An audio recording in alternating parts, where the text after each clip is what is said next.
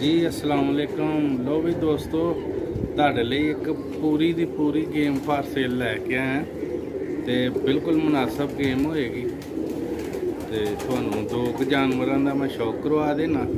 Puri game for sale ਹੈ, ਜਿਸ ਦੋਸਤ ਨੂੰ ਵੀ ਚਾਹੀਦੀ ਹੋਏਗੀ ਰਾਬਤਾ ਕਰੇ ਜਲਦੀ। ਇਹ ਸੂਚ ਵਡਾਉਣ ਵਾਲੀ ਗੇਮ ਹੈ, ਤੁਹਾਨੂੰ ਸ਼ੌਕ ਵੀ ਕਰਵਾ ਦੇਣਾ ਨਾਲ।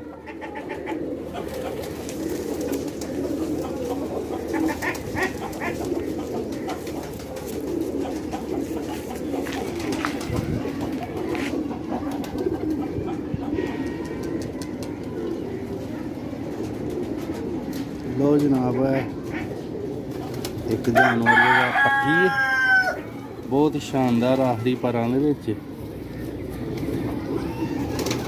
बहुत आला कबूतर ने। जेट से जेड़े उड्डे दे फड़े गए दे ने, बहुत म्यारी कबूतर है। जिस दोस्त नूं भी चाहिए होण राबता कर सकदा ने कबूरा सियालकोट पिजन ते। लो जनाब है पट्ठी जे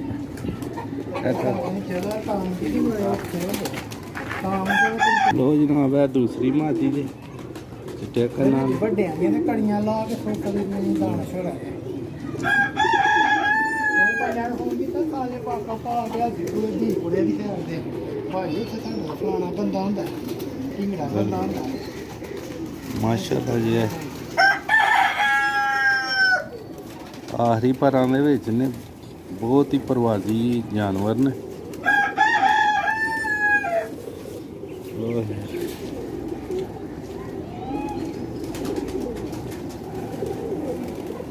जगह तो बनाए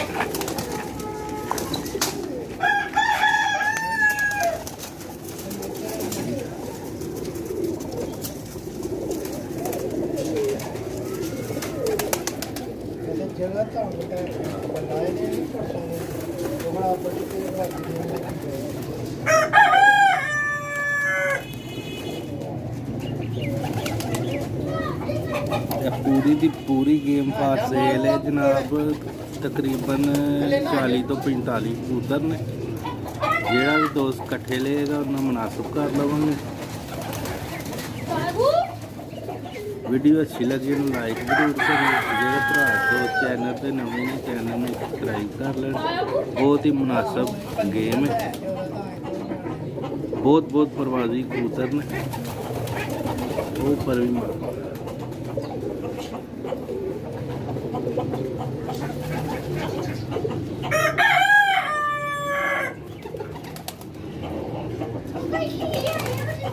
लो जी वीडियो अच्छी लगी है लाइक जरूर करियो। जल्दी दोस्तां ने राबता करना है।